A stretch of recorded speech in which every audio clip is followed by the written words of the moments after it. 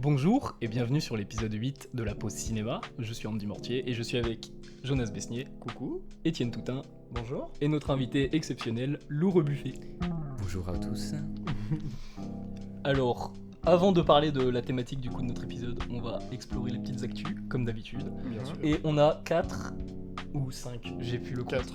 4. Du coup, on a 4 films d'actu, dont 2 qui nous viennent d'Orient. Et on va commencer du coup par un film que j'ai vu tout seul. Et c'est Vite la vie chez Cham de R.J. Balaj et N.J. Saravanan. C'est compliqué. Et du coup, il ne ressortira pas en salle, je pense. Mais je vais vous inciter à aller le voir parce que c'est un très beau film sur la famille. J'ai même envie de dire c'est le Coréda indien. Ouais. Qui te replaire à Lou, vu que Lou veut que je regarde un Coréda depuis je sais pas combien de temps. Et oui, I wish, Voilà. on attend toujours. Et qui fait tout le temps des films sur la famille. Et là, c'est du coup le synopsis vite fait. C'est dans un couple assez âgé, genre la femme a 60 ans, et elle va tomber enceinte. Et c'est très mal vu dans son entourage parce qu'il y a tout ce délire en Inde. De la Du famille, mariage, j'imagine du mariage, aussi, tout ouais. ça, ouais. Et on va suivre du coup le fils qui a une trentaine d'années et qui est prof. Et voilà. Et c'est une très belle comédie, c'est super drôle. Et ça utilise les codes indiens que je ne connais pas mais qui sont très particuliers dans le film. Genre des fois il y a des dialogues qui sont presque musicaux. Genre ils se répondent en réplique. J'ai eu des sous-titres de merde d'ailleurs dans le film aussi. Des fois je comprenais rien aux sous-titres. Alors qu'ils sont en français. Hein. Genre j'ai eu des grosses fautes d'orthographe et tout. Mais j'ai quand même trouvé très beau le film. Voilà. Donc s'il vous plaît, allez le voir. Ce film est plus fort que les fautes d'orthographe. Oui. Et du coup après, autre film qui nous vient cette fois d'Argentine je crois. Je tremble au Matador de Rodrigo Sepulveda. Et bon je vais refaire le synopsis, je suis tout seul à l'avoir vu encore. Du coup on est au Chili, alors je sais plus quelle année c'est, je crois que c'est année 70-80, donc si l'un de vous sait la période, c'est sous Pinochet en gros. Ah, c'est en pleine dictature. Et du coup on va suivre une personne trans, qu'on connaît pas son nom d'ailleurs, en tout cas je m'en souviens pas, parce que pendant tout le film elle s'appelle Donna, un truc comme ça, enfin Mama Donna, un truc comme ça. Ok. Et qui va être mêlé à une histoire liée à la révolte, à un groupe révolutionnaire qui veulent renverser Pinochet et l'assassiner. D'accord.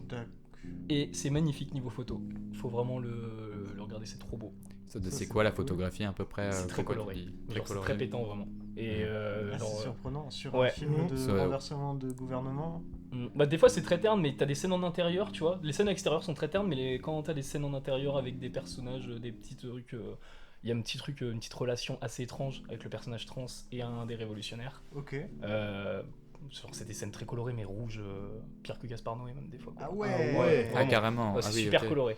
Ça raconte beaucoup justement au niveau de la couleur et l'image. Juste le film, il aurait pu être peut-être un petit peu long parce qu'il expédie très vite son truc, mais après il a pas l'air d'avoir envie de pousser son truc politique à fond. C'est surtout la situation de son personnage trans dans ce Chili là quoi, Ok. de ces années là quoi. D'accord. C'est plus un film sur. Sur la le fait d'être trans, la Ouais. transidentité, tu vois, au Chili dans Ouais. les années 80 quoi. D'accord. Où tu vois les militaires par exemple qui sont Ouais, complètement. la politique et tout ça, en fait, ça devient le contexte du film. Ouais voilà. Ok. D'accord. Et elle va au final être mêlée à ce contexte. D'accord. Bah c'est intéressant. Je C'est pense carrément, que ouais. j'irai regarder. Mais j'irai il est regarder. très beau. Et on passe tout de suite à un autre film indien de Lokesh Kanagaraj. Et c'est Vikram. Vikram. Vikram. Et du coup, je suis allé le voir à mon grand malheur tout seul. Alors que c'est le meilleur film de l'année. Qui va fort là quand même. C'est le meilleur film que j'ai vu cette année. On est au milieu de l'année, sachant qu'il y a Avatar 2 qui va sortir. Ouais, en c'est exactement la décembre. phrase que j'ai sortie. C'est un mais peu de facile ce qui quand m'a même. fait de- Pour l'instant, c'est le Mais meilleur ok, film de l'année. d'accord. Je serais curieux. Et Pourquoi du coup, alors comment je vais le résumer En gros, donc on suit une sorte de groupe qui assassine des gens très importants. Et à force, le gouvernement, bon, ils en ont un peu ras le cul et tout. Et ils engagent un groupe. Je sais plus comment s'appelle le groupe, mais c'est des mecs assez badass. Ils ont pas d'identité, les mecs. Enfin, ils changent tout le temps de ville et tout. Et ils sont engagés du coup pour retrouver le mec le groupe qui assassine ces gens-là. Et du coup, on va suivre cette enquête qui est non seulement c'est un thriller le truc, mais c'est bourré d'action pendant 2h30. Et ça s'arrête pas vraiment. T'as une musique derrière qui est Vikram, incroyable. ça dure pas 2h53. Alors si, il y a 2h50 d'action. Ouais, c'est 2h53 le film. 3 minutes Et, pour le scénario. Et je n'ai pas le background de tout Lokesh Kanagaraj là, mais Ouais. du coup apparemment C'est des personnages, il y a Kamal Hassan dedans, donc un acteur très coté en Inde. Et quand il est apparu, donc pour le contexte, j'étais dans une salle remplie d'Indiens, vraiment. Et ils ont tous gueulé, vraiment, au moment où Kamal Hassan il apparaît. Et c'est une séance que j'ai vécue en mode incroyable. Et le film est super spectaculaire. Les scènes d'action sont dingues. Et la technologie numérique, juste des mouvements de cam, on les voit jamais en Occident, alors qu'on a la technologie, on a le fric pour ça. Et ils vont tellement plus loin. Et ça pas du truc en mode, c'est pas, comment dire... Excuse-moi de t'interrompre, mais qu'est-ce que t'entends par mouvement de caméra qu'on n'a jamais vu? C'est quoi en fait? Si tu veux, dans les scènes par exemple où il va foutre un coup de pied, Hmm. tu vas avoir un travelling, mais d'un coup. Ensuite, tu vas refoutre un coup de poing et tu vas repasser, tu vois, enfin, il va y avoir une suite de travelling comme ça, mais c'est pas des vrais mouvements de caméra. Je pense D'accord. que c'est fait par ordi ce truc-là, parce que c'est beaucoup trop fluide et trop net. D'accord, ouais. Et Ok. ou alors ils ont des caméras et des trucs, des grues de Bien- bâtards, mais, bien vénère. où ils Après, augmentent les images secondes, je sais pas. Leurs budgets sont. Alors après, On en avait faramineux. parlé avec Brésil, il y avait un mouvement de caméra Ouais. comme ça qui était Ouais. très intéressant. Avec Ils avaient le tourné en fabrique. 4 images par seconde. Ouais. Mais ouais, je pense que. Bah, je pense que ça doit être ça, ils baissent la cadence, ou je sais pas. puis il y a aussi autre chose dans les tournages indiens, c'est qu'au niveau des réglementations de sécurité, j'en parlais parce qu'une fois j'ai interrogé un chef opérateur qui a déjà fait des publicités en Inde, et les gars, vraiment au niveau sécurité, enfin c'est complètement le sbeu en fait. Il y a quasiment pas d'équipe de sécurité. Enfin, pour un film comme ça, je pense qu'il y en a, tu vois. Bah, je pense. Mais eux, si tu veux, quand ils font un tournage avec ce genre de méthode, tu vois, bon, ils peuvent utiliser des moyens chers, et je pense qu'ils en utilisent. Mais parfois, tu sais, je suis sûr, la caméra, tu sais, même si c'est une Arri Alexa, ils en ont rien à branler, tu sais, ils la foutent dans une machine, et puis t'as 4 gars qui, hop, boum, genre, poussent la machine, qui poussent ensuite la caméra, et ça fait un gros mouvement de caméra comme ça. Donc, faudrait voir un making-of des films indiens, je serais vraiment curieux de voir ça, tu vois. Ouais, je suis d'accord. En vrai, ça Voir, serait Il y a intéressant, on peut voir des making-of de Vikram, je crois, sur YouTube. C'est vrai. Ouais, il y a certains Ouais, trucs. faudrait qu'on ait regardé. Ça serait intéressant. Ah, Ouais. mais Ouais, d'abord, faut ouais. aller voir Vikram. Mais Oui, c'est- aussi, ouais, évidemment. Et c'est un énorme blockbuster chez eux, ils l'attendaient, genre, je pense vraiment, c'est peut-être l'un des films les plus attendus en Inde, et c'est pour ça qu'on l'a. Parce que bon, ils exportent pas non plus n'importe quoi. Hein. Et puis tu t'avais dit que le réalisateur, il avait un cinématique univers. Ouais, avec le personnage je trouve justement ça de Vikram. incroyable. Et ouais, je le connais pas. En soi. Bah, je sais que quand il y a plusieurs autres films avec Vikram, mais qui a un autre nom derrière. C'est pas le premier film indien que je vois passer avec comme nom Vikram. Bah, c'est le Donc, LCU, du ouais. coup, le Lokesh Cinematic Universe. C'est Et incroyable. du coup, il y a une sorte de suite à chaque personnage, ça veut dire C'est que non, genre, mais c'est chaque- c'est des persos récurrents. c'est des persos récurrents, ouais, d'accord, ok, donc... Un peu tous les films d'accord. sont liés presque en fait au final du coup. Ouais, bah ça donne envie de voir tout ça film. Ouais, en vrai, oui. Et voilà. Et c'est rare en plus les films indiens qui sont exportés, donc faut profiter. S'il y a encore l'occasion d'aller voir Vikram, il faut le voir absolument. Mm. Et quand on voit Vikram, on se dit, mais t'as plus envie de regarder de films de l'Occident, où tu te dis, mais vas-y. Ça Peut-être manque, pas un peu, faux. ça manque un peu d'ambition, quoi. Dans les blockbusters en tout cas. Hmm. Genre, on en parlait, Top Gun Maverick, vous me demandiez si c'est. Il y a plus de tension dans Top Gun Maverick que dans Vikram ou plus d'action. Genre, Vikram, vraiment, c'est. Top Gun Maverick, c'est My Little Pony à côté de Vikram. Ah. Vraiment. Ouais, c'est surtout que dans Top Gun, le but c'est d'impressionner, c'est un petit peu comme les James Bond Bah, et tout. Vikram il y a- aussi, hein. on suit un personnage principal qui a un objectif, et puis bon, il a des petits trucs à côté, tu vois, mais il suit son objectif jusqu'au bout, mais il n'y a pas forcément le côté sentimental qui peut venir, tu vois, par exemple. Dans les Bah, Top Gun ou même dans les James Bond, personnellement, j'ai pas toujours ressenti de l'émotion, tu vois. C'est plus un film d'action où Dans t'es en Top Gun mode Maverick, en c'est fait, cool. l'émotion, le sentimentalisme du film, c'est par rapport aussi aux références à l'univers du premier aussi qui revient Ouais. justement toute cette. Ouais, c'est sûr, mais toi, par cette exemple, magie-là, là. Ouais, clairement. par exemple dans les James Bond en général, quand même, bon, sauf ceux avec Daniel Craig, mais il y a rarement un gros fil rouge, tu vois, entre chaque épisode. Je vois le truc, tu veux dire. Tu vois, par exemple, bah là après j'ai pas vu les autres films de ce réalisateur, mais tu vois, par exemple, je sais que les premiers James Bond et tout, avec comment il s'appelle déjà, enfin, j'ai plus le nom des acteurs, mince. Sean Connery. Sean Connery, voilà. C'était le premier, tu vois Je sais pas si. Non, c'est le non, premier. non, Non, non, non, c'était non, pas les non, premiers, non, mais non, disons non. que bon, disons Non, que dans ces films-là, il c'est n'y a, pas pas le de- premier. y a pas de suite, il n'y a pas véritablement un fil rouge énorme. On suit toujours la mission de James Bond, mais il n'y a pas vraiment des personnages récurrents qui reviennent tout le temps. Enfin, il y en a comme Q par exemple avec ses gadgets, tu vois. Il y a Mais, tous ceux de Daniel Craig qui se suivent. Hein. Oui, c'est sûr, mais t'as pas forcément vraiment la grosse suite qui. Enfin, je sais pas. En vrai, si. Et la différence aussi, c'est que James Bond, c'est une franchise qui a pris l'habitude de changer d'acteur en Mhm. gardant les mêmes idées, les mêmes bases. Alors que Top Gun, pour le coup, c'est vraiment une histoire. Et le Top Gun Maverick, c'est la suite de Top Gun. C'est vraiment la suite de l'histoire. D'accord. ok. Bon, la suite, mais pas, comment dire, pas instantanée. Pas Ah non, instantanée. non, c'est non, 40 ans après. hein. Oui, oui. Mais un C'est peu 30 comme la ans sortie après, du je film. Oui, c'est vrai. Mais ouais, c'est pas une idée de franchise où genre dans quelques années, si Tom Cruise décède, ce qui va probablement pas arriver. Sauf s'il On meurt d'une espère, cascade on au bout d'un espère, moment. espère. Il y aura pas quelqu'un qui va arriver en mode je suis le nouveau Maverick, tu vois. Oui, Je pense non, pas. oui, clairement. Mm. Mais en tout cas, je répète à quel point Top Gun Maverick est incroyable et que vous devez aller le voir en salle. Et Il je y est répète- encore. Je répète à quel point Vikram est incroyable et qu'il faut le voir absolument. Oui, mais c'est parce que Top Gun Maverick est peut-être plus accessible que Vikram actuellement. Bah, je pense en que termes vraiment. de salle de cinéma. Bah, je me parle. disais, en vrai, je me disais ça quand j'étais dans la salle, quand les gens ils applaudissaient et tout, les Indiens là. J'étais en mode, mais ils doivent rigoler quand ils nous voient applaudir devant Marvel, quand il y a la Ah, scène. ouais, ouais, Ouais, mais c'est Ouais, surtout que chez nous, vraiment. c'est très rare quand même qu'on applaudisse devant Ouais. un film ou qu'il y ait Ouais, une temps clairement, d'action, tu clairement. vois. Bah, eux, c'est un Ouais. vrai spectacle le truc et ça pète vraiment. Tu vois, j'ai même, vu même ça. par exemple, je reviens, mais quand j'avais été voir Endgame, tu vois, oui. ou la Ouais. suite même, tu vois. Il y a No Way Home. et tout. Moi je me souviens, ça avait pas autant gueulé, tu vois, dans les salles, t'avais des gens qui rigolaient aux blagues et tout, mais il y avait ça pas avait gueulé, il y avait pas un engouement aussi puissant. Alors après, bon, moi ça j'avais avait, été le ça voir. avait, ça avait gueulé fort. hein. Ouais, mais là après, faut faire la différence. Ils gueulent parce que justement, c'est de la. Enfin, c'est de la nostalgie là. C'est juste un acteur Ouais, qui apparaît, oui, c'est pas une scène oui. spectaculaire. Alors que là, dans Vikram, ils gueulent pour une apparition. Mais la scène, c'est pas genre. C'est Ouais, pas non, Vikram ouais, qui pop ouais, dans un ouais, cercle et puis il Non, pop comme dans oui. une sitcom quoi. Oui, c'est Ouais. sûr, oui. C'est vraiment. C'est gros combat quoi. Ouais, je vois le truc. Et voilà, c'est tout ce que j'ai à dire sur Vikram, il faut le voir. Oui. Comme aussi le film indien qu'on a loupé, RRR, de Oui. Rajamouli, que j'aimerais bien télécharger. Oui. Parce que bah on n'ira pas le voir au ciné de toute façon. non, hein. ce sera pas possible. Bah, en vrai. Bon. Sophie, on va en Inde. Oui. Financer le voyage de la pause cinéma en Inde. Pour voir un film. Et du coup, C'est vrai. on va peut-être changer de film et cette fois on va parler tous ensemble puisque Ah. c'est Incroyable mais vrai de Quentin Dupieux. Ah. J'allais dire Dully mais pour faire une blague mais non c'est Dupieux. Oui. Et du coup, je commence, vous commencez. Peu m'importe. Bon, Moi, qui a aimé lève la main. Bah, moi j'ai plutôt bien aimé. Ok, il y en a deux qui ont pas levé la main, il y en a Ouais. deux qui ont levé la main. Ça va être cool. Bah, est-ce que tu peux faire un résumé du film peut-être Oui. Oui. Alors, donc c'est Alain Chabat et En vrai, fais un résumé très court parce que vu que le film est Alain vraiment très Chabat court, et c'est qui putain l'actrice c'est Léa Drucker.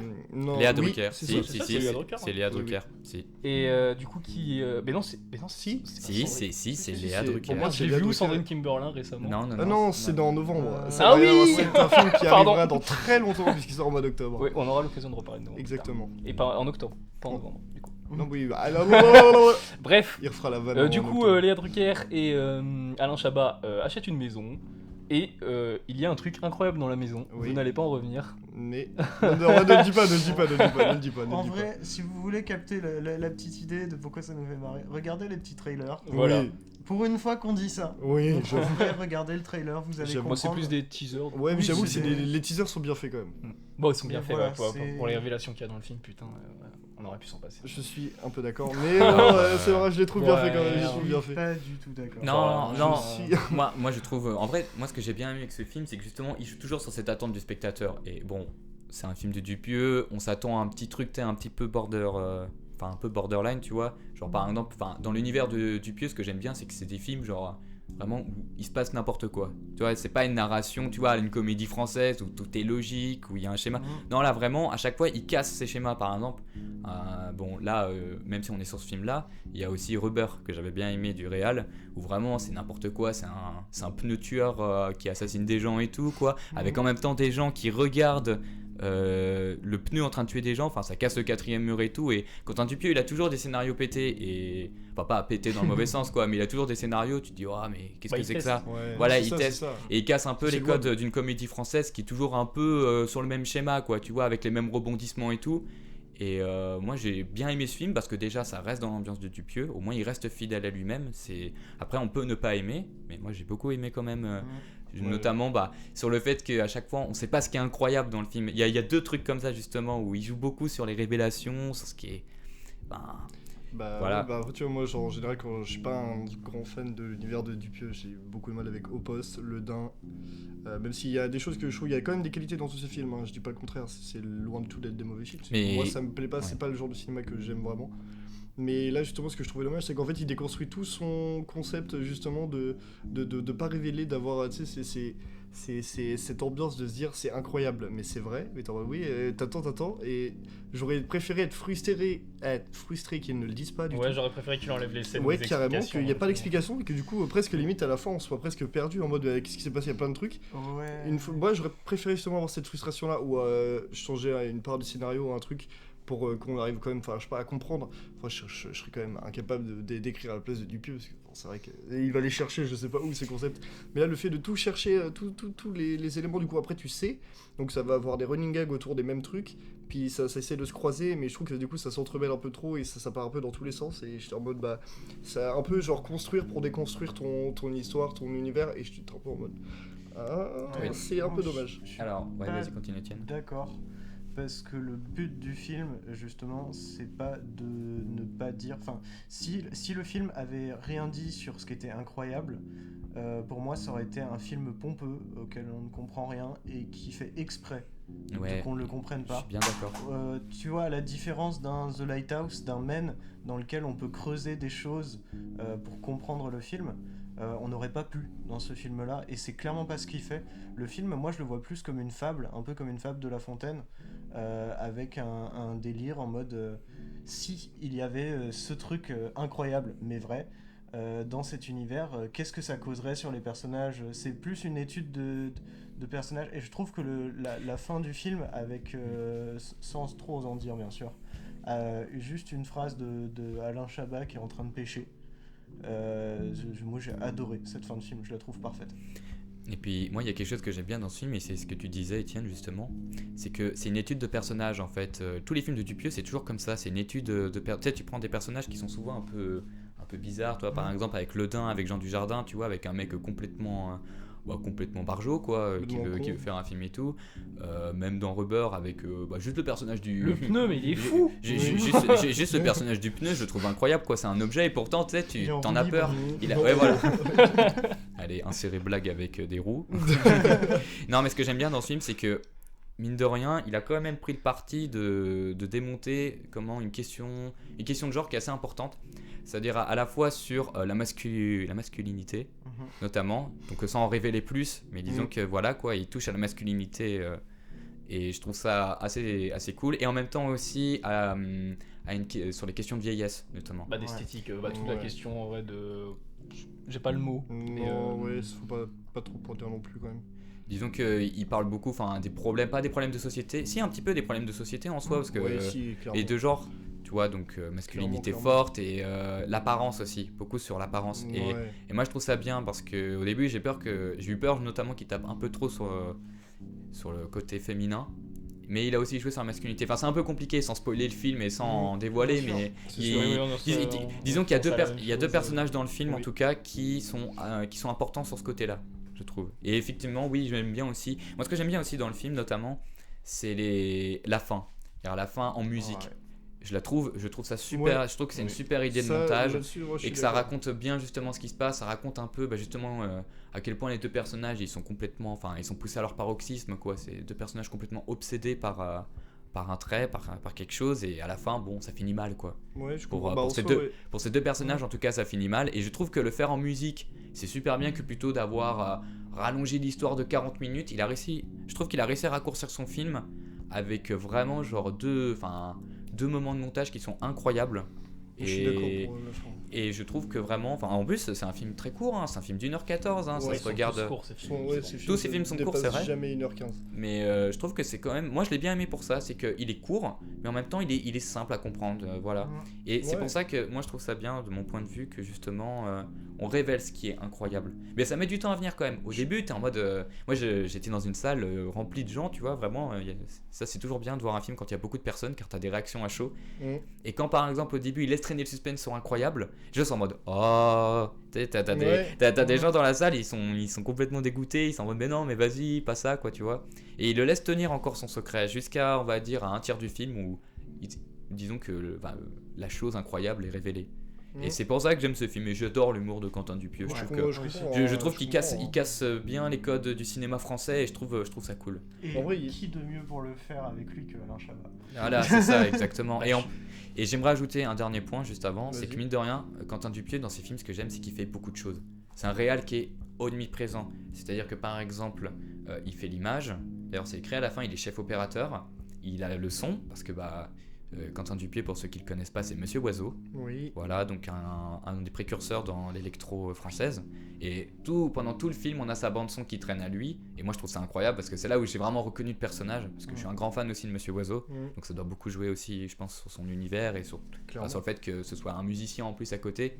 J'adore. C'est lui qui a fait le montage, c'est lui qui s'est occupé du monde, enfin qui a tout fait quoi en fait. Et ça, c'est des réals que j'aime bien parce qu'on en parlera après. Mais il y a certains réalisateurs, je trouve, qui ont tendance justement à beaucoup déléguer le travail et parfois, au final, tu te rends compte que c'est pas l'œuvre d'un réal, mais c'est une équipe. Alors que là, le gars, vraiment, il est là et il met sa patte. Ouais, mais il y a un Voilà. gros désavantage à faire ça. C'est que là, ça commence à... En fait, le truc, moi, qui me gêne avec... Au moins, on peut pas lui enlever ça, c'est un artisan du pied, tu vois. Ça, c'est Il sûr. fait vraiment tout. Mais le truc, c'est que là, moi, quand j'ai vu, du coup, Incroyable mais vrai, je me suis dit, bah ouais, mais là, j'ai l'impression de voir Mandibule, quoi. J'ai l'impression de voir Au Poste. Et à la limite, moi, le récent Dupieux qui a vraiment fait un petit tournant, on va dire, dans ce qu'il faisait, c'était Le Dain. Genre, ça changeait vraiment d'ambiance. Il y a quelques trucs... moi, Le Dain, je le trouve très classique par rapport à ce qu'il faisait d'habitude, quoi. Mais ça changeait un peu, au moins. Et Ouais. il y a Réalité. Genre, bon, là, je pense qu'on est à peu près d'accord. Bah, il y a qui qui Je a l'ai vu pas Réalité. vu, moi. Tu l'as vu? Je l'ai pas vu, non. Bon, il y a que celui-là. Etienne qui a vu. Bon, je Ouais. pense que Réalité, c'est son chef-d'œuvre. En Dupieux. réalité, c'est son chef-d'œuvre. C'est son chef-d'œuvre. Toujours avec On a Alain entendu Chabat, fumer par fait contre. Oui. tousser, mais réalité, Ouais. c'est un chef-d'œuvre absolu. Et là, Réalité, là, il cassait les codes. Vraiment. Parce que là, pour le coup, montage, même des fois, t'as des trucs Mais absurdes. même de la narration. en La narration, général. ouais. Parce que mais le truc, c'est que moi, je le compare comme ça. Réalité, c'est des poupées russes. Mais tu sais à quoi ça me fait penser? Alors attention, ref ultra cinéphile, Fernand Léger, le ballet mécanique, parce que c'est un des premiers films qui a essayé de faire un film. Pourquoi tu rigoles? Fougère, je sais pas pourquoi. Pardon, c'est la fatigue. Mais c'est un des premiers films qui a essayé de faire en fait un peu un film absurde, un film sans narration, vraiment aucune. Et pour moi, Réalité, ça a un peu une continuité de ça. Hein. Pour moi, c'est un film qui, bon, il a plus de narration que le ballet mécanique, mais ça, c'est pas Ouais. dur. Mais c'est un film qui déconstruit tellement la narration que Un film sans Ça narration rend bien, aussi, c'est c'est. un Ouais, je puzzle. comprends. Mais bon, il a déconstruit trop dans quoi, mais voilà. Moi, il y a un autre film aussi dans ce style-là, c'est Buffet froid. Aussi. Oh, Buffet froid, c'est C'est un pas chef-d'œuvre. oublié. Et puis, ouais, voilà. Buffet froid, c'est un film exactement de la même manière. C'est très esthétique. Tout le long du film, le film est très esthétique, mais tu suis juste un mec qui est complètement paumé dans sa vie, qui oublie qu'il tue des gens. Et vraiment, les personnages, ils se suivent et tout. Enfin, c'est incroyablement drôle. Je vous conseille vraiment Buffet C'est froid à voir. Génial. Ouais, Buffet faut que je le froid. regarde, j'ai toujours pas maté. Buffet froid, c'est un de mes films français préférés ever. Je pense aussi, ouais. C'est mon père qui me l'a fait découvrir en plus. ce Avant film-là. ou après Réalité? D'ailleurs, D'ailleurs, Réalité d'ailleurs, est français, mais c'est Ah, au-dessus de Réalité? Au-dessus de Réalité, je pense, Buffet froid. Buffet froid, c'est vraiment... que ce soit visuellement, dans ce qu'il propose, dans les personnages, dans l'écriture, dans le jeu d'acteur, c'est génial, Buffet froid. D'accord. Ok. Donc voilà, je sais pas si on avait d'autres choses à dire sur notre cher ami Quentin Dupieux. Non, mais sur Merci. Quentin Dupieux, sur Quentin Dupieux, il y a, je sais que Film fait tousser quand même, je l'attends quand même pas mal parce Ouais, que de oui. tous les retours que j'ai eu, c'est quelque chose qui apparemment est beaucoup différent de ce qu'il fait d'habitude. Ça a l'air d'être très, très aussi dans l'humour et tout, parce que bon, rien qu'avec le titre. Il y a Bah, encore Et c'est un, Alain c'est- Chabat. c'est un délire ça- à la Power Rangers aussi, Ouais, c'est un peu c'est bizarre. un parce film de que- super-héros. Ouais, voilà, c'est ce que j'ai vu aussi, ouais. Avec des. Comment. On dirait des Power Rangers. On Ouais. dirait des Power Rangers en bleu-blanc, je crois. Ouais, C'est ça, le casting est ouais. dingue déjà. Ouais, Il y ça a a l'air Jean-Pascal marrant. Zadi dans le film. Ah, il y a... ouais. Il y a Jean-Pascal Zadi dans le film et je suis extrêmement heureux. Il y a toute la belle comédie française qui est là, Ah les oui. meilleurs. C'est vrai qu'il y a Gilles Lelouch. Oui. En vrai, je suis curieux de voir ce film. Moi, je suis toujours curieux de voir un Dupieux, mais c'est pas un réal que. Si, il y avait un truc. Du coup, c'est peut-être un peu tard.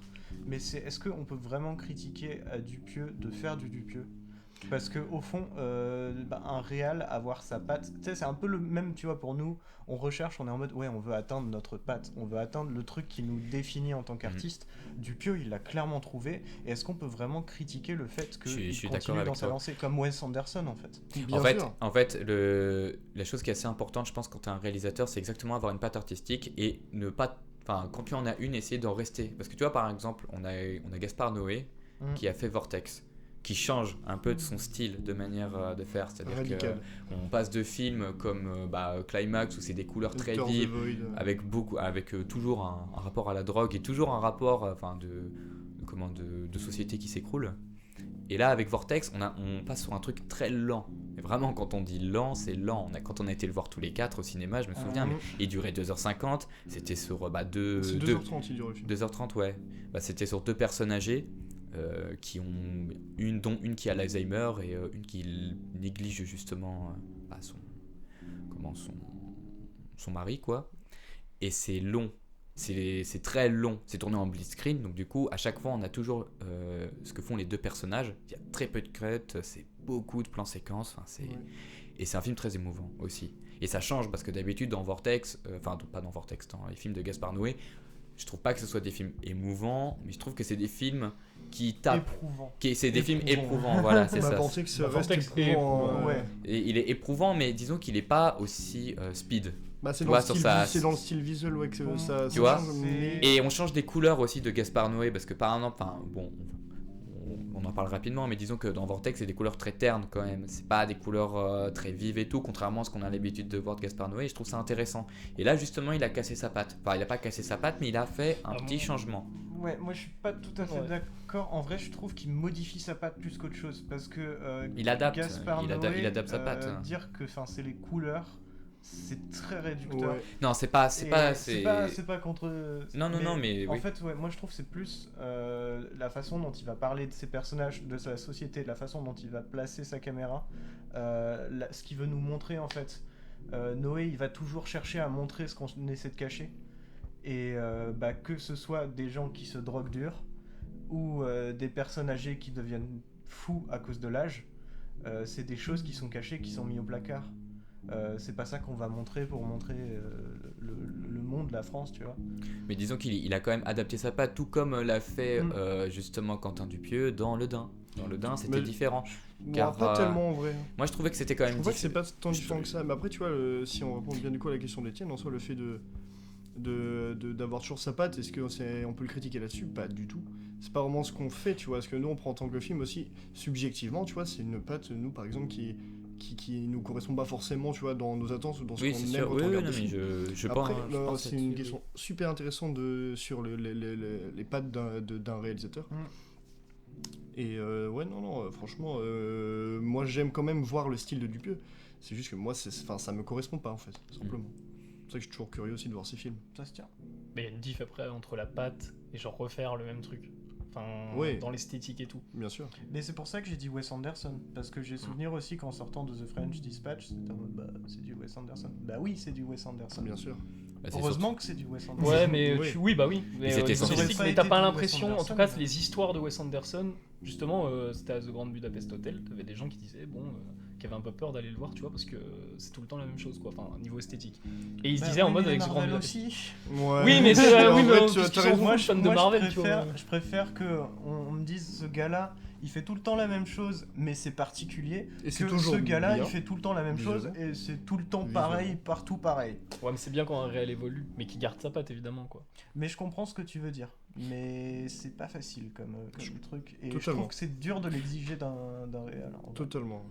Mais ça Après, se si comprend. ces films lui plaisent à lui, tant mieux. Oui, Exactement. bien sûr. C'est le principal. Mais moi, j'ai quand même un truc sur le film, c'est, on va pas se mentir, le film, il est un peu laid, quoi.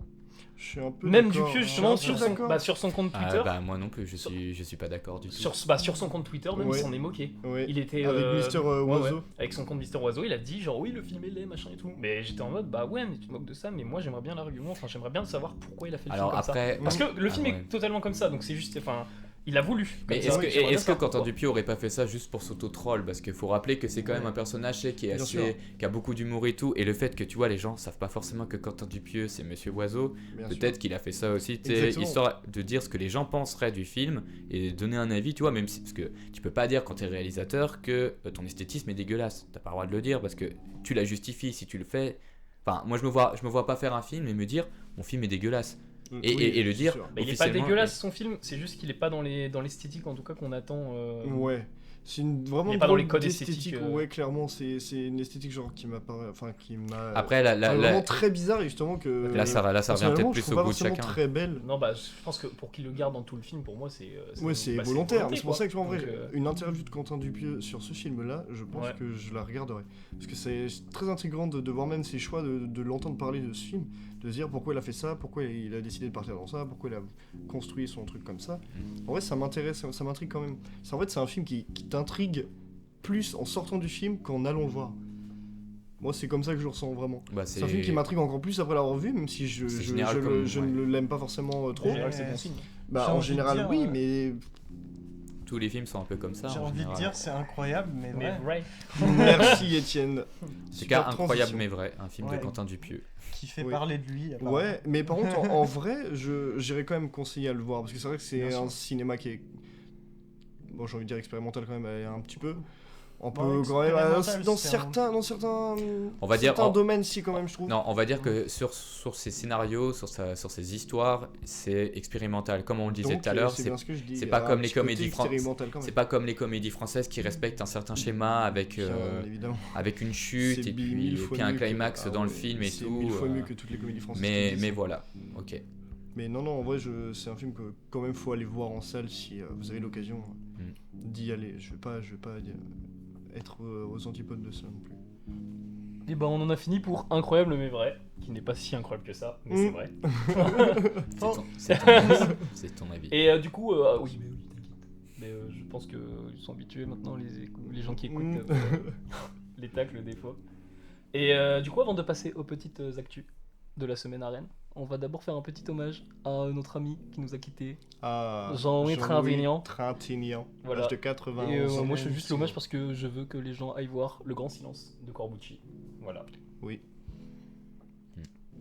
Allez voir Le Grand Silence de Et Corbucci. il y a Allez voir Le Grand Silence il y a de un autre Corbucci. film qui ressort en version restaurée avec Jean-Louis Trintignant. J'ai plus Il y a c'est Rouge. Homme et Femme, je crois, ou ça, il y a ça, j'ai un doute. Hommes et femmes sais au bord de la crise de nerfs. Non, Il y a homme au bord de la crise de nerfs, il y a femme au bord de la Oui. crise de nerfs, et puis il y a homme et femme. non, quand c'est pas ça, enfant- mais c'est en fait c'est un vieux film. Enfant au bord de la crise de Je nerfs. sais plus comment ça s'appelle, mais Un film hispano-français, bon, je sais plus comment ça Réalisé en s'appelle. Turquie. évidemment. Mais dommage que c'est il y a 30 ans dedans. Non, et du coup, donc pour les petites sorties de Rennes cette semaine, enfin, Ah, on a au Gaumont, bah on en a que 2, parce que c'est pas une grosse semaine, contrairement à la semaine prochaine. Ouh, Alors, au Gaumont, Incroyable mais vrai, évidemment, et Fraté, je sais pas du tout ce que c'est. c'est avec Thomas Njijol. Ok, c'est tout. Je sais plus l'autre comment il s'appelle. Ah, Ah, mais c'est pas Zadi. Non, c'est pas Zadi. non, pas du tout. Genre Pascal Zani. Non, c'est le Cadmerade. Je sais plus. Bref, en vrai, c'est. C'est une comédie française. Ouais, j'ai pas Ok. envie de le On voir. n'a pas J'ai vraiment vu, pas envie de je le sais voir. pas du tout. Je sais pas, ce je que trouvais le c'est, nom mais- intriguant, Fraté. Non, mais c'est vraiment une comédie française. J'ai pas envie de le voir. Et à la revoir, par contre, il y a 4 films. Ah. Le Prince, Incroyable mais vrai, Boum Boum, Beau Travail. Ah non, Il y a Sweet. Donc cinq. Il y en a 5, ouais. Sweet, Et- ça a l'air intriguant. Et au TNB, on en a 2. Je tremble au Matador, du coup, de Rodrigo Sepulveda. Et Ventura. Ventura, Carvalho Dinero de Pedro Costa. Et c'est un film de 2014, mais qui a une sortie inédite en France cette année. Mhm. Voilà, cool. À ne pas louper. Et Pedro Costa, du coup, qu'on pourra voir le samedi, non, pardon, le mercredi 22, donc dans 2 jours, normalement, après la publication de ce podcast. Donc il faut aller au TNB le 22 à 20h. Si on veut voir Pedro Costa. Si on veut pas le voir, bah c'est pas la peine de venir. Et non, par contre, moi j'ai envie de parler d'un petit truc. C'est qu'on sait du coup que Everything Everywhere All at Once va être distribué, Mhm. donc par Originals, et qui sera dans les Gaumont. Et du coup, Incroyable. au Gaumont de Rennes, il y a 7 avant-premières en Dolby. Qu'on peut déjà acheter. 7 avant Alors première. ça, En salle Dolby. 7 avant là, je première. serai au rendez-vous les J'ai gars. pris Ça, 7 places, devinez pour quel Donc c'est étonnant qu'il soit en salle Dolby Mais pour vrai. cette avant-première. Et oui, c'est étonnant mais vrai. C'est Et du coup, on va passer à la thématique de l'épisode, qui Voilà, est voilà, le stop motion. évidemment. Ah, Mais quelle belle heure. Andy, c'est quoi le stop motion? Et bah le stop motion, c'est une technique d'animation donc qui consiste juste à prendre photo par photo ou image par image et donc à donner l'illusion du mouvement avec les images, ce qu'est le cinéma en fait d'ailleurs. Bien Ouais. sûr. On a déjà Concrètement, parlé Et dans on les bouge films ses d'actu. personnages, etc. Bah vous avez tous vu, voilà c'est gros mythe. Et puis il y a C'est des films, génial, on ça. on a parlé dans les films d'actu dans le podcast aussi, par exemple de Junkhead, qui est un film en Junkhead. stop motion. Voilà. Oui, effectivement. Et en général le stop motion c'est fait par des, bah pour le coup là on peut utiliser le mot aussi, les artisans. Donc c'est, Junkhead était fait par un seul mec en soi, Takei Iori. Oui. Et c'est l'occasion, des fois, pour des réalisateurs de se lancer dans des projets ambitieux, parfois qui mettent 30 ans à faire sortir un film. Oui. Et du coup, on va commencer par le fameux film de Phil Tippett, qui est sorti. Mad God. Alors, Qui n'est pas Qui est- vraiment sorti. il est sorti l'année dernière, techniquement, il circule dans les festivals, Dans les festivals, et oui. les salles aux US, tout ça. Oui. Et bon, est-ce qu'il aura une date de sortie en France? Je suis un doute, mais j'espère du fond de moi. Là, faudrait qu'un distributeur le chope, mais. Ouais, Mais ça il y a aucun risque chance. pas de faire Ouais. beaucoup d'entrées. Hein. Et du coup, Phil Tippett, pour le présenter, donc c'est un mec qui a énormément travaillé dans les VFX, notamment sur Jurassic Park et Star Wars. Oui. Rien que ça. Et je vais laisser notre ami Jonas nous faire le synopsis de Mad God. Oh, t'es vraiment un bâtard avec Comment mettre quelqu'un en film? Non, en vrai, je vais le Mec, faire, c'est juste pour ouais, la blague parce mais que c'est dur. impossible. En gros, c'est dans un monde un post-apo, on va dire. Ouais, un peu c'est- post- Et c'est un soldat qui est envoyé, Descend dans un trou. qui descend dans un, Dans qui est envoyé une sorte sous de terre. capsule. Oui, clairement. Mais tu sais que. Juste, ça me fait vraiment penser à Junkhead. Ah oui, parce non, que c'est la Junkhead, même chose. ouais, c'est la même chose, Ouais. on est d'accord. Bon, on en avait parlé un peu. Oui, c'est Junkhead vrai. a été fait après. Ouais, Et ouais, et du coup, Mad God, c'est un soldat qui descend dans les limbes de l'enfer. Ouais. Tout ça. Et il va donc c'est un monde, il étudie a priori, il a une Ouais, carte c'est- qui se décompose d'ailleurs. Je sais pas s'il l'étudie ou s'il Il l'explore. cherche quelque chose, C'est un en tout peu cas, les je sais deux. pas. Hein. Ouais, moi j'avais. En gros, le film vraiment il n'explique rien, concrètement. Oui. Oui, il n'y a aucune question qui est Oui. répondue, il n'y a rien, absolument Moi, rien. je C'est... le voyais un peu comme une quête, tu sais, un peu comme une recherche de terre promise ou un truc dans le genre. Puis ça, surtout, ça switch tout le temps de lieu, d'endroit, de personne. Il y a des moments où on suit le soldat, mais après, on va partir dans un trip totalement bizarre avec le médecin qui se met à Ouais. regarder dans une télé. Bah, c'est parce qu'il décompose, Et- enfin il dissèque le soldat. Oui, non il C'est dissèque bon. l'esprit du soldat et il essaie de retracer son chemin. Alors après, c'est un peu bizarre parce que bon, je veux dire, il sonde son cerveau, mais il est pas vraiment. Enfin, on suit pas vraiment les souvenirs du soldat en fait. On arrive juste à l'endroit qu'on pense être l'endroit de départ où il commence et ensuite, bon, on part dans des trips complètement incroyables. Enfin, Ouais. c'est la première fois que dans le stop motion, vraiment, genre, on arrive à un niveau où en fait on comprend rien quoi. Il n'y a pas une histoire. Je serais curieux de voir vraiment, honnêtement le scénario, comment il l'a vendu au début aux boîtes de prod. Il n'y Comment... a pas de, Il y a pas de- boîte de prod. prod. Et il n'y a pas de boîte Bah, de c'est prod. sa boîte quoi. Ouais, c'est sa C'est boîte à Tippett lui. Studio. Il a vraiment mis 30 Mais- ans pour pouvoir financer le film. Je serais étonné quand même, qu'est-ce qui est venu dans sa tête? Pourquoi avoir fait ça? Pourquoi quelle était l'idée de base? Parce que c'est rare, enfin, comme on en parlait tout à l'heure avec Étienne, il y a des films qui n'ont pas vraiment de scénario de base, qui n'ont pas de narration à proprement parler. Alors, bon, ce film en a une quand même, mais c'est très spécial en fait. C'est complètement. On switch d'univers. Au début, on commence étage par étage en fait. On commence alors, dans les profondeurs. Et en fait, à chaque fois qu'on pense que le mec a atteint le fond, pas du tout, il va encore plus bas. Là, on Comme voit. Junkhead. C'est ça. Mais Bah, j'ai pas vraiment. vu Junkhead, Bah, Junkhead, malheureusement. c'est ça, c'est mais- un petit robot qui descend. et C'est le tout. Junkhead Mad japonais. God est beaucoup plus compréhensible. mieux. Oui. Et ouais, Mad God va beaucoup plus loin dans ses délires. Ouais, parce qu'il a 30 ans derrière. Junkhead n'en a Ouais, que bien 7. sûr. Ouais, mais. Que 7. Que 7 hein, Oh mais là là, putain, Junkhead, 7 ans c'est pour un faire enfant. Mais non, mais 37 après, ans. tu vois, genre Mad God, en soi, tu peux pas comparer le fait qu'il ait mis 7 ans à faire Junkhead et Philippe a mis 30 ans. Parce qu'il y a eu des grosses pauses. Il a commencé par faire justement un segment du film en mode court-métrage. Puis derrière, il Oui, a ouais. continué genre à rajouter. En fait, faire plein de courts-métrages pour en faire un seul film, comme fait Quentin Tarantino pour Ah Pulp ok, Fiction. ça explique du coup pourquoi le film part autant. Exactement, et ça ok. en fait un film, une œuvre absolument unique, complètement jamais vue. Et ce que j'aime énormément, c'est que c'est quelque chose du coup qui est très récent, mais qui a une esthétique extrêmement ancienne.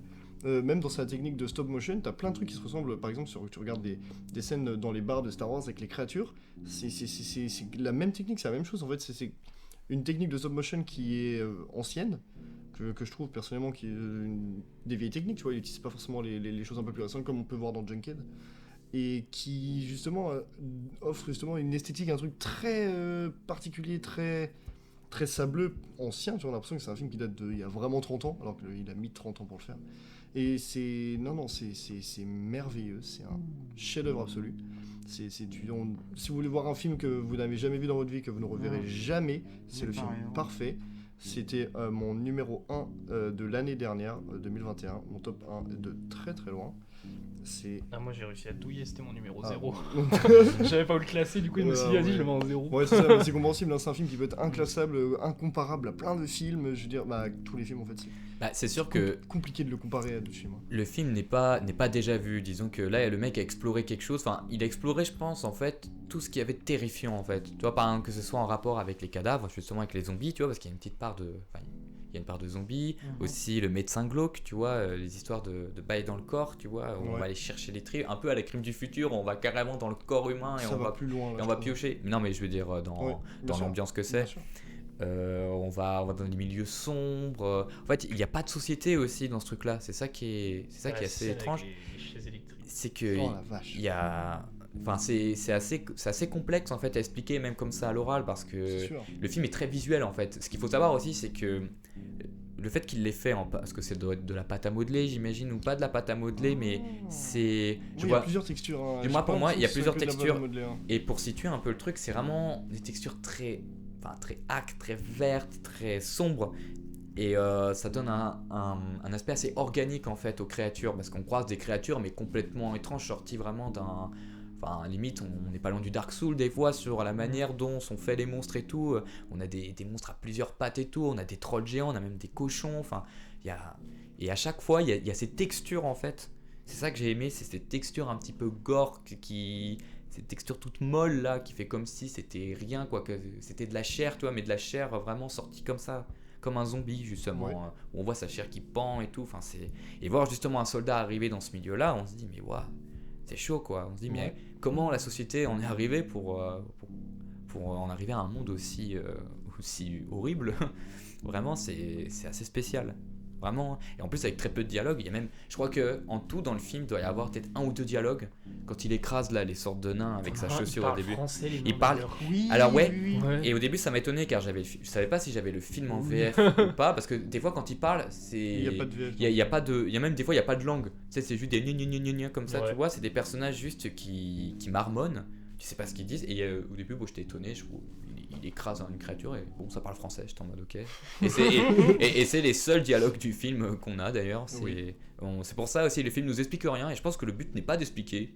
C'est juste on est dans l'imaginaire d'un mec, il a un monde, il a pas envie de se prendre la tête à expliquer il y a eu une chute, nanana. Il te dit juste rentre dans mon monde. Il y a une petite explication quand même, c'est la scène d'intro de Mad God. Où en gros, tu vois les humains monter sur la tour de Babel. Je pense qu'en gros, le délire Mad God, c'est les humains qui ont essayé d'atteindre Dieu et que ça a donné cette société-là. C'est possible. Intéressant. Parce que le film s'appelle Mad God. Oui. T'as les humains qui montent au début et puis que tu vois que justement ils montent vers un truc orangé. Enfin. Donc est-ce que c'est Phil Tippett qui te dit ne cherche pas Dieu, ne cherche pas à le trouver? Parce que t'es pas prêt. C'est un truc aussi que Lovecraft disait, hein, c'est est-ce qu'avec la science au final on ne va pas à un moment aller trop loin et découvrir quelque chose qu'on n'aurait pas dû découvrir, quelque chose qu'on regretterait, c'est ça, comme avec Cthulhu, c'est ça. Ouais, exactement, c'était son idée avec ça, ce serait les dieux cosmiques qui en fait auraient créé le monde. Et puis il y a un des dieux cosmiques par exemple où en fait le monde entier c'est son rêve, et si un jour il se réveille, le monde disparaît. Parce que c'était son rêve. Et c'est vrai que tu fais bien de parler de Lovecraft, hein, parce que c'est littéralement ça en fait. Si vous êtes très fan des univers science-fiction dark et que vous aimez Lovecraft, si vous avez un peu lu ce genre d'univers, vous allez tomber sur quelque chose qui pourrait ressembler à ce que serait l'univers si Cthulhu s'était réveillé, ou si un monstre diabolique, d'où le nom d'ailleurs Mad God, hein, finalement. C'est vrai qu'on pourrait se demander s'il n'y a pas un dieu comme ça, une entité comme ça. Et je pense que de toute manière, dans tout ce qui est dark, horror, fantasy, en général on retombe sur du Lovecraft souvent. Très souvent quand même. Ça se tient. C'est voilà quoi. C'est la base des écrits d'horreur, Lovecraft, hein. Stephen King le cite comme le cite comme une de ses inspirations principales. Et puis même tu regardes comment John Carpenter quand il fait l'Antre de la folie, c'est ça quoi, The Thing aussi, exactement. Oui, c'est ça aussi, c'est ça que j'aimais dans ce film, c'est que moi je suis un grand fan de Carpenter, vraiment j'adore ses films, et justement en fait l'esthétisme du film m'a fait penser à ces monstres, et surtout l'Antre de la folie. Vraiment, quand j'ai vu Mad God, j'ai l'impression d'avoir vu l'Antre de la folie, mais vraiment en mode stop motion, quoi. Où vraiment il y a des monstres qui sortent de partout, on est dans un monde D'accord, complètement fou. À se demander, là vraiment c'est le cauchemar, quoi. C'est la dystopie. J'ai pas vu dans l'entre. L'entre de la folie, c'est une ambiance incroyable. Ouais, c'est vraiment. génial. C'est vraiment, Je ouais, note. j'adore. De toute façon, bon, Carpenter, très bon. Et en vrai, moi je comparerais, peut-être pour finir du coup, le film. Ah, j'attends que les voisins passent parce qu'ils cassent les couilles. Je sais pas si on va les entendre au micro. Je crois pas qu'on les En entend. vrai, je pense pas qu'on les entend. Ok, bah je continue. Je comparerais en vrai le film, plus qu'à d'autres films ou à d'autres médias comme ça, à vraiment des peintures. C'est pour moi le film se tient un peu comme une galerie d'art. C'est-à-dire que pour avoir visité des fois des galeries d'art d'artistes, t'arrives et t'as tous ces visuels ultra provoquants, qui te viennent tout de suite, À la tout de Giger, suite, l'imaginaire fixe qui se met devant toi, et t'as pas d'autre choix que de rentrer dans l'univers. Donc soit tu détestes, soit t'adores. Pour moi c'est ça, les avis que t'auras sur Mad God, c'est je déteste ou j'adore. Et c'était aussi un Et, artiste polonais que tu m'avais déjà montré, Ouais, j'ai plus le nom. Beksinski. Ouais, voilà, Ouais, Beginski. on a beaucoup parlé de Beksinski dans, Ouais. dans le podcast, ça fait Mhm. plusieurs épisodes, je crois. hein. Ouais, mais justement, je trouve que t'as raison de parler de peinture, car tous ces plans, en fait, vu que justement le film est Ah, le mec assez. c'est un artisan, ouais. Ouais, voilà, et c'est un artisan et tout. Toi, c'est comme si c'était un peintre, mais Et où il y avait le mouvement, En tu plus, vois. il a moins cette contrainte avec justement la technique du stop motion. On revient au thème, c'est cool. On a moins cette contrainte de filmer avec des vraies lumières, avec des acteurs, tout ça. Oui, on peut voilà, vraiment ouais. obtenir l'image qu'on souhaite avoir comme si on la dessinait avec un artiste qui s'est extrêmement bien dessiné, ou C'est comme vrai. si on peignait en fait. Et là, c'est surtout que là, on attend aussi la plasticité. Ouais. Là, vraiment, dans le cinéma, là, vraiment, si on veut parler de matière, Mm. là, on y est, quoi, vraiment. C'est Ouais. là où on se rend compte de l'importance de la matière dans le cinéma. En général, dans le cinéma, c'est des thématiques qui tournent beaucoup, mais là, vraiment, l'aspect pâte à modeler, justement, de la décomposition, Mm. ça fait beaucoup penser à la peinture, tu vois, comme tu Ouais, le carrément. disais et tout. En fait, voilà, c'est ça, c'est exactement comment on pourrait définir Mad God, c'est en fait une peinture, c'est une peinture, le film. Une Le film galerie d'art. c'est une galerie d'art dystopique, en fait, Là, qui se suit. Phil Tippett a déjà travaillé avec de la peinture, parce que sur Star Wars, il y Oui, a c'est énormément vrai. d'effets qui sont C'est vrai, c'est sur vrai. les, Sur des sur les plaques de murs. verre. Ouais. Ouais. Donc je pense que, je sais pas ce qu'il faisait Phil Tippett sur les Star Wars, mais directeur artistique, un truc comme ça. Super. Je sais pas dans- des effets Bah je sais pas sur quoi il visuels. était, mais en tout cas la majorité des effets visuels dans les Ouais, premiers Star Wars, ouais, genre c'est- quand t'as toute l'armée de clones, tout ça, Les- c'est les c'est des créatures peintures aussi, au hein. final. Ouais, Dans puis les exa- bars, les créatures, Mm. genre avec toute leur matière, tout, c'est. c'est joli, vrai hein. que oui, on retrouve Et ça. ça se sent tellement. C'est vrai que oui, on ressent l'inspiration justement des créatures qu'on voit dans le bar justement de Clairement. Jabba le Hutt et tout. Enfin, on voit les mêmes têtes, les mêmes choses et tout. Et c'est vrai que bah en même temps, bon, le mec, voilà quoi, il a une carrière de ouf quand même. Mm. Tu bosses sur des films, C'est sur un des des plus chefs-d'œuvre, grands, sur des blockbusters d'auteurs, hein, des choses qu'on ne retrouve plus malheureusement de nos jours, sauf sur les films à 24 à la rigueur, mais bon, pas C'est aussi. pas les les films c'est pas les indiens. blockbusters. Ou Mais les c'est pas des films blockbusters, indiens. c'est ça le Indiens. problème. Bah, c'est ce qu'il faudrait. Hein. Bah, en Mais, vrai, oui. Mais voilà quoi, disons que bon, si on devait conclure sur Mad God, on pourrait dire que ouais, voilà, c'est une galerie d'art dystopique. Ouais, c'est juste un c'est- chef-d'œuvre. Et dès que si vous pouvez le mater, matez-le. Si ça risque d'être compliqué de le trouver quand même. C'est. Bon, non, je sais pas trop galéré. T'as moi. pas galéré? Non, il est. Ah, il est un peu visible il est maintenant. plus visible maintenant, oui. Bah, parce Tu vois, qu'à un moment, on n'arrivait quand pas on à l'a le vu, trouver. ouais, on a galéré. Excuse-moi. Une Védéguili. J'ai pas fait exprès, je suis Et si jamais il sort en salle, surtout, il faut aller Ah le voir. ouais, parce que merci. c'était en Ah salle, oui, c'était- ça, D'ailleurs, oui. vous avez vu qu'il y a une scène de porno dans Mad God Oui. Hein Non, vous l'avez pas remarqué. Tu l'as vu Alors, il me semble je me demande si c'est pas dans la maison. Si. Au tout début, Si, c'est mais dans la maison verte. Dans la ouais, maison, en c'est fait, ça. vous avez des fenêtres et à Ouais. chaque fenêtre, il y a un truc différent. Genre, à un moment, il y a une meuf en train de poignarder quelqu'un. enfin, Oui, oui. Et ouais. sur l'autre fenêtre, il y a une incrustation d'une baise. Ah ouais? Ouais, c'est très subtil. Je suis Mais repassé des fois c'est dessus en me disant, que- mais si j'ai vu ça. Ouais, je C'est- l'ai vu du c'est- premier. J'ai une même pas référence. fait gaffe. C'est peut-être une ref parce que Ouais, je l'ai vu je sais pas si aussi. tu connais ça, c'est assez connu. C'est dans un. Je me souviens malheureusement plus du titre, mais c'est un Disney où les personnages principaux c'est des petites souris. C'est Bernard et Bianca. C'est ça. Oui, il y a une scène Ouais, ils sont sur une sorte de wagon. sur un wagonnet et puis ouais. t'as une image, une frame. C'est des Tu nibards. vois des fenêtres qui passent et il y a une fenêtre où sur une frame il y a une meuf topless. Et du coup ils avaient rappelé toutes les cassettes à un moment, ça avait fait un gros délire autour de ça, c'était très Et marrant. c'est trouvable. Mais il y en sur a certaines plateformes. dans plein de Disney, il y a des choses comme ça. Hein. Et rien Quand que on pense, hein, il y la en a pochette du vraiment Roi Lion. beaucoup. Ou, Ah, ou même oui. la pochette de la petite sirène. Avec la bite, oui. Ouais, sur le château. Ouais, sur le château, il y a un. Il y a une verre. Il y a Poséidon. Voilà. Et bah du coup, je pense qu'on en a fini pour Mad God, même si on va pouvoir y revenir avec l'autre, même si c'est un délire un peu différent. Ah ouais, On va regarder, non, on va pas le regarder, mais Ouais. on va parler d'un film un peu plus chill, plus feel Oui. good. Toujours sur la Oui. thématique Très du stop beau. motion. Et c'est Fantastic Mr. Fox de Wes Anderson, Voilà. que Lou va nous résumer tout de suite. Voilà, donc c'est un film qui est sorti donc en 2009. Donc le premier film en stop motion de Wes Anderson. Donc après il y aura L'île aux chiens sorti en 2014, je crois, si je me trompe Non, pas. 2010. Oh non, 2017. Entre 2017, 2018, 2018. Ouais. ok. Et du coup, alors l'histoire elle est assez simple en fait au final. C'est l'histoire d'un renard. Donc il faut situer aussi comment le monde. Donc on est dans un monde où les humains et les animaux sont, disons, à peu près, enfin, ils sont personnifiés à l'image de l'homme. Donc ils sont debout, voilà, ils sont tous bipèdes, ils sont tous, voilà, tout va bien, les humains et les animaux. Et du coup, alors on suit le personnage de Mr. Fantastic Fox, qui était un voleur et qui a décidé d'arrêter. Donc après 12 ans, évidemment, il arrête et il fonde sa famille, voilà, avec Madame Felicity Fox. Donc voilà, et puis un jour, suite au neveu justement de Mr. Fantastic Fox, il va commencer à reprendre le vol et il va essayer de voler des bouteilles de cidre à des producteurs locaux. Des os et des poules aussi. Voilà, exactement, Pour c'est faire un renard. Son dernier gros coup. Son dernier gros coup, le problème c'est que le dernier gros coup se passe mal, hein, évidemment, car il menace, avec ce coup, il menace tous les animaux, évidemment, car les humains ont décidé d'essayer de partir à une chasse, alors pas une chasse à l'homme, mais une chasse au renard. C'est vrai. Donc voilà, donc on retrouve dans ce film tout le cast habituel de Wes Anderson. Donc on a Bill Murray, Owen Wilson, les frères Wilson d'ailleurs, William Dafoe, Ouais. et puis en plus là, Il n'y a pas George Clooney, mais Si, et alors justement là c'est les nouveaux acteurs qui prennent. Donc il y a George Clooney, puis on a Meryl Streep. Donc George Clooney qui est doublé par Mathieu Amalric, c'est ça, et Meryl Streep qui est doublé par Isabelle Huppert. Et c'est Wes Anderson qui a choisi ce casting-là, le casting qui double Français. Ouais, parce que Mathieu Amalric tourne énormément avec Wes Anderson. Et Wes Anderson choisit des doubleurs. Ce qui est d'ailleurs à double tranchant. Parce que des fois, il y a vraiment des trucs qui devraient. Genre, il y a des directeurs de doublage, genre ils servent à ça, ils servent à caster pour les bonnes voix et tout. Et sur L'île aux chiens, Wes Anderson, il a fait chier. Et il y a Jean-Pierre Léo, du coup, sur L'île aux chiens. Et c'est une cata. C'est vrai? Oui, on reconnaît plus sa voix à Jean-Pierre Léo en fait. Il a D'accord. tellement. il a un truc derrière la gorge et puis tu comprends rien. Donc voilà. Mais Donc voilà, donc qu'est-ce que j'aime dans ce film? Pourquoi l'avoir choisi? C'est parce que déjà, l'univers de Wes Anderson est assez coloré.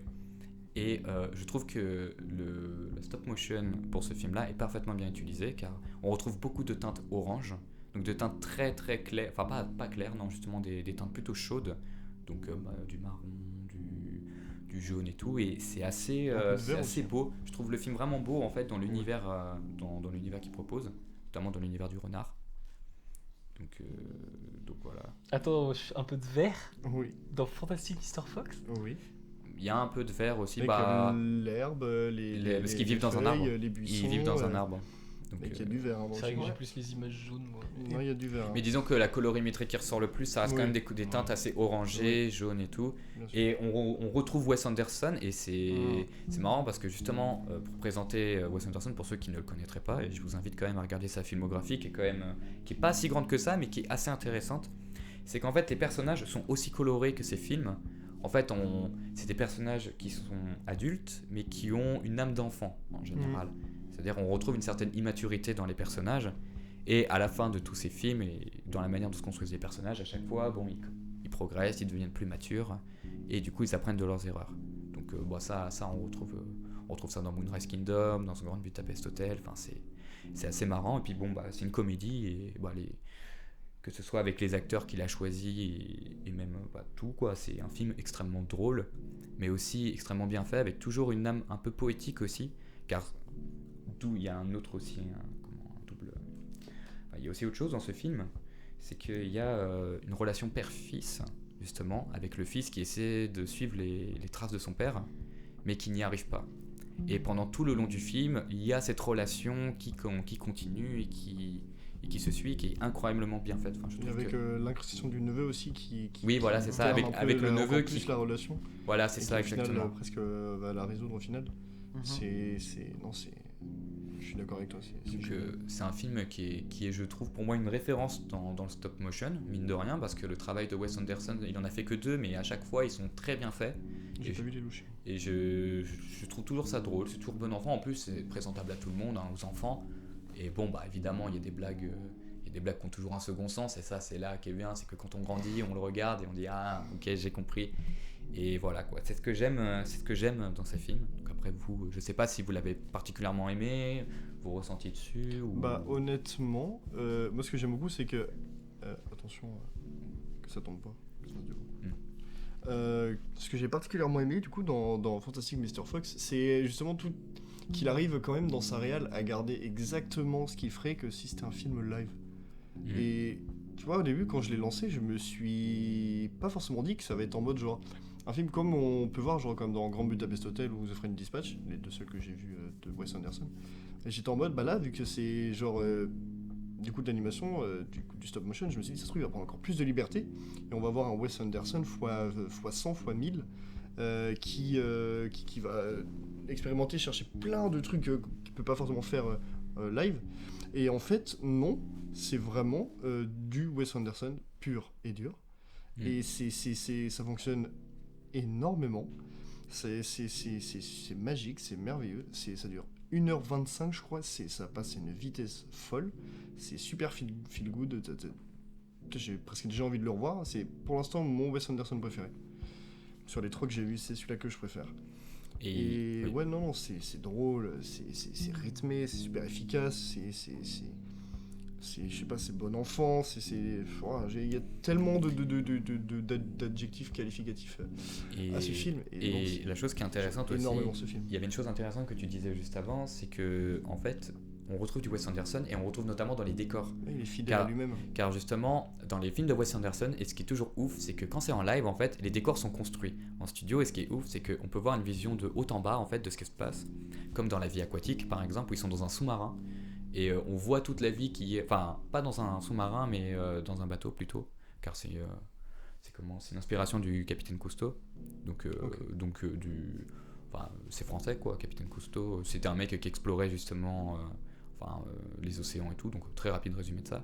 Et dans tous ces films, il y a toujours à chaque fois ces plans du haut vers le bas, où en fait on voit directement à l'intérieur. Et par exemple, ça fait une coupe. Voilà, ouais, c'est ça, ça fait une coupe dans le décor. Du bas et du bas vers le haut. Voilà, c'est ça. Il fait un peu les deux. Il fait des travelling verticaux. Dans Fantastic Mr. Fox, t'as du bas vers le haut pour passer du coup des trois fermiers au renard et inversement pour faire. Voilà, c'est ça. C'est des transitions. Et puis même avec les décors justement arbres terriers, parce que justement vu qu'on est souvent dans le sol, car les animaux se réfugient dans le sol pour échapper aux humains qui essaient de les intoxiquer avec du gaz, je crois, ou qui essaient de les inonder. Je me souviens plus trop comment ça se passe précisément. Balance de cidre. Balance du cidre à un moment. Ils essaient d'envoyer des bombes, des explosifs. Oui, c'est ça, ouais. Ils leur privent de nourriture. Ils viennent avec des pelleteuses. Ils leur privent tous les blocs pour leur priver de nourriture. Ils leur font un traquenard. Oui. Il y a plein. En vrai, ça bouffe d'idées, c'est monstrueux. La séquence du traquenard, oh la vache, elle est tellement bien. Ouais, c'est ça exactement dans la rue là. C'est la scène que vous parlez dans la rue, elle est incroyable. Et tout incroyable. Mine de rien, c'est là où on se rend compte de la puissance du stop motion. C'est que là, vraiment, on est capable de faire ce qu'on veut sans pour autant que ce soit dégueulasse. Par exemple, en animation 3D, le film aurait été moche. Soyons clairs, le film aurait été, moi je pense, une catastrophe. Ça dépend de comment tu recherches ton esthétique dans une autre forme d'animation que le stop motion vis-à-vis de ce film-là. Ouais, il y a énormément de gens qui trouvent Fantastic Mr. Fox et l'île aux chiens moche. Il y a des gens ils aiment pas du tout le stop motion. Ah, il y en a, je peux comprendre qu'il y en a, ils peuvent pas aimer parce que ça fait une version un petit peu cartoonesque qui peut peut-être être un petit peu des fois. En vrai, au-dessus du cartoonesque, il y a aussi je pense, il y a une petite uncanny valley avec le côté réaliste. Je pense au moment où t'as les gros plans sur Mr. Fox et qui fait un sourire. Il est un peu perturbant, quoi. Il est pas. Oui, c'est très voulu et très accentué. Ouais, mais carrément, c'est génial. Moi, j'adore. Je trouve que ça fait partie de l'esthétique du film, mais bon, c'est vrai que. C'est le genre de film qui peut clairement ne pas plaire à tout le monde. Hein. Et pourtant, je trouve que c'est un film giga familial. Pour le coup, ça joue beaucoup avec la matière, comme tu le disais avec Mad God. On voit vraiment les fourrures quand il a les dents. Il y a ce côté réaliste. Après, c'est l'impression de voir un animal empaillé, mais d'un côté, il a ce côté cartoonesque. Et c'est super intéressant au niveau de la matière. Clairement. Ouais, non, mais c'est ça qui est intéressant. Et puis le travail aussi de Tristan Olivier, le chef en photo. Et justement, petite anecdote, parce que tout à l'heure, on parlait de Philippe Tête, qui était un artisan qui faisait tout. D'ailleurs, on le voit même au sous-titre, enfin pas au sous-titre, au générique de Mad God, il y a quasiment que lui en fait au Ouais. final. Il y a les mecs en son qui sont là et tout, mais 150, je crois. mais on va dire que bon, voilà quoi. Bah 50 c'est déjà pas mal, mais il a quand même Ouais, une... mais, pas beaucoup.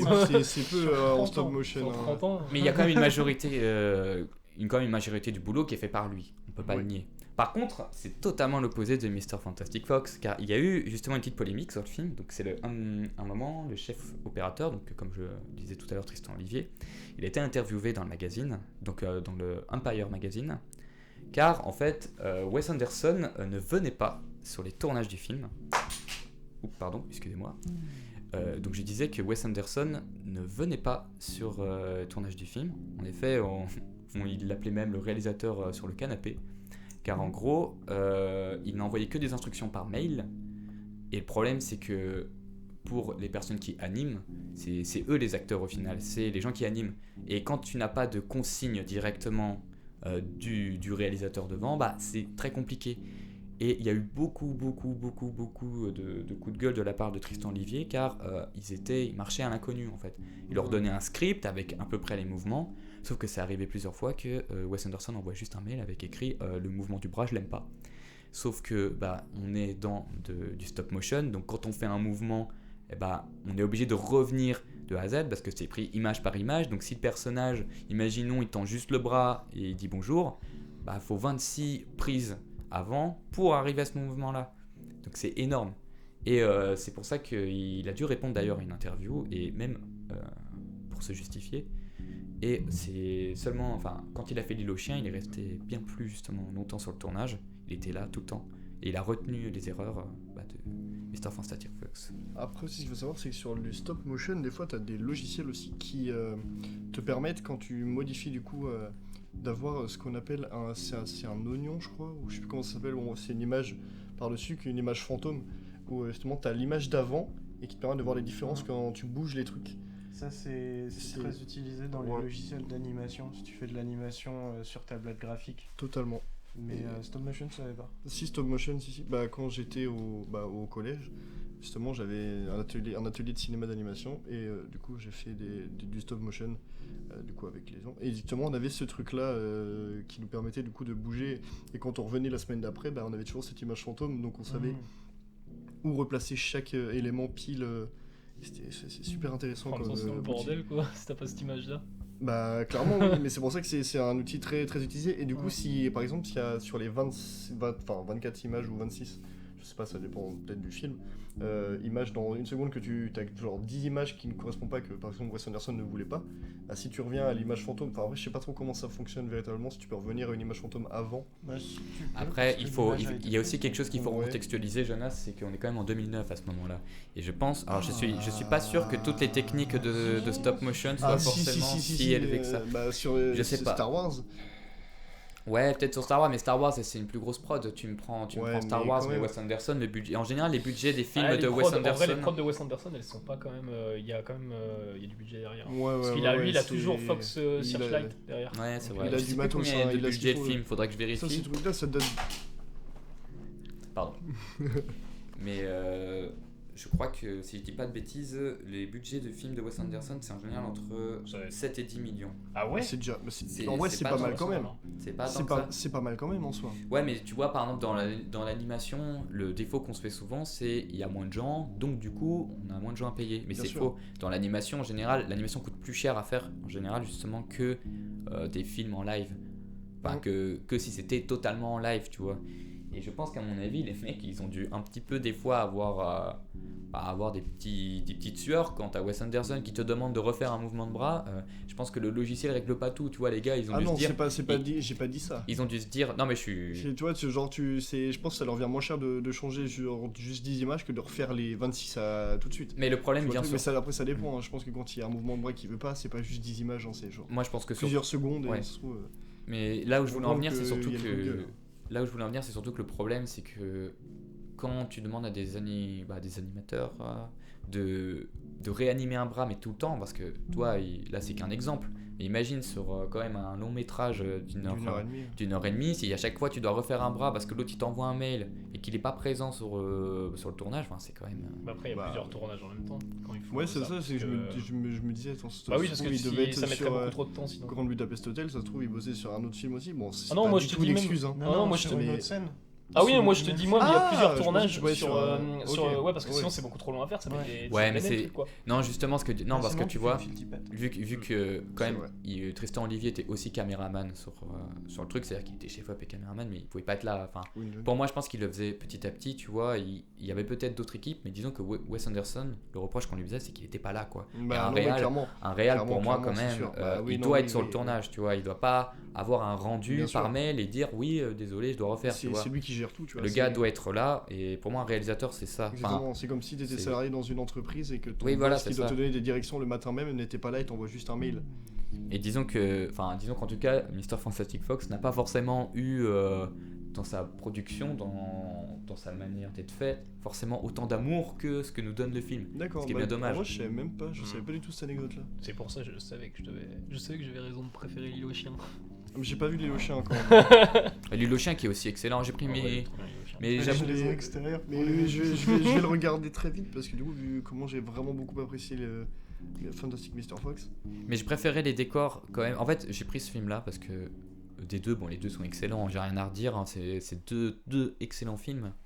Mais sur les décors, je trouvais Mr. Fantastic Fox plus pertinent car vraiment, on a une vision de terrier, une vision ensuite sur même l'arbre, là où ils habitent, une vision quand il fait ses braquages. J'ai toujours trouvé ça excellent, alors que dans l'île aux chiens, on reste toujours à la surface. On reste toujours sur le même niveau.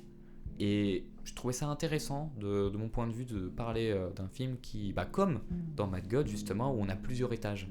On atteint à chaque fois un nouveau niveau et on se dit, c'est incroyable et tout. Mais c'est ça, mais c'est Fantastic Mr. Fox quand justement tu parles de pas rester au même endroit, d'aller sous terre et tout, c'est que c'est un film qui paraît entre guillemets très naturel, qui est beaucoup genre.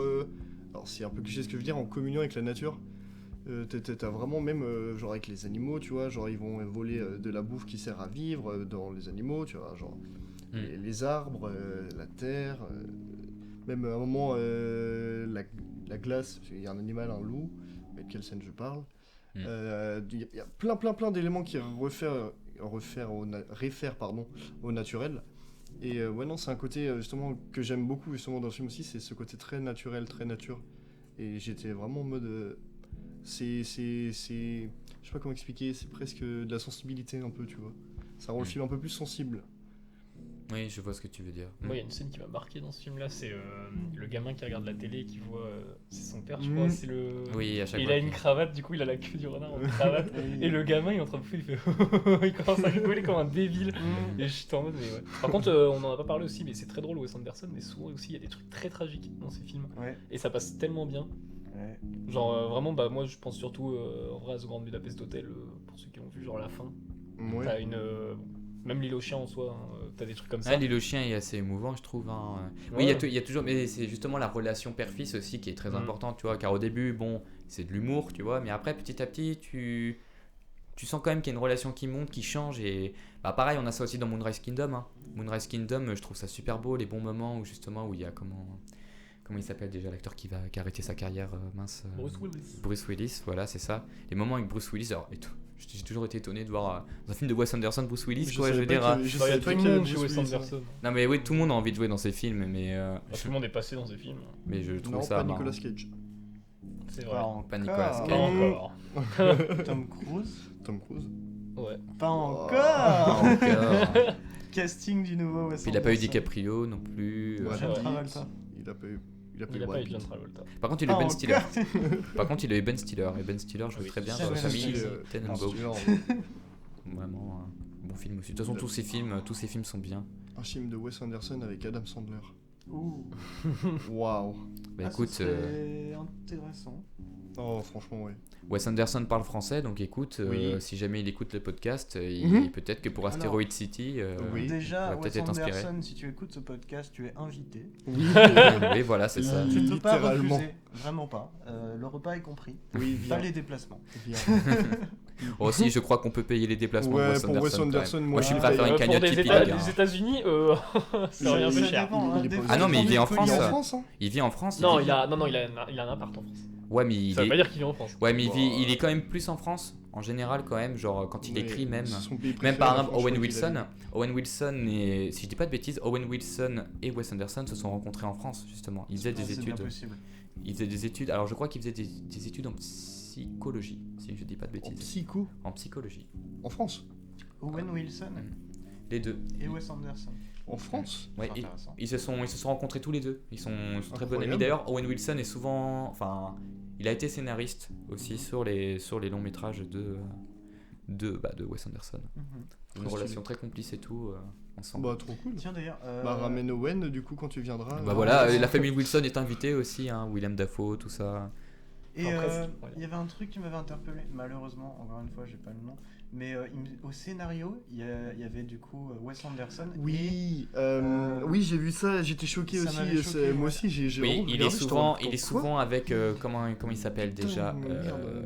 la famille de réalisateurs, comment il s'appelle Coppola. Ah là, c'était pas Par cool. exemple, Non, dans- c'était pas Coppola. En tout cas, Moonrise Kingdom a été scénarisé avec Roman Coppola. Mais c'est Ok. normal. Ouais, mais c'est normal ça. Oui. Parce qu'il y a Jason Schwartzman dans le casting de Wes Anderson et Jason Schwartzman il fait partie de la famille de Coppola aussi.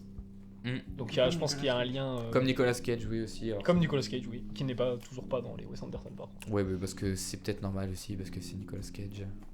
Putain, j'ai plus le nom du scénariste.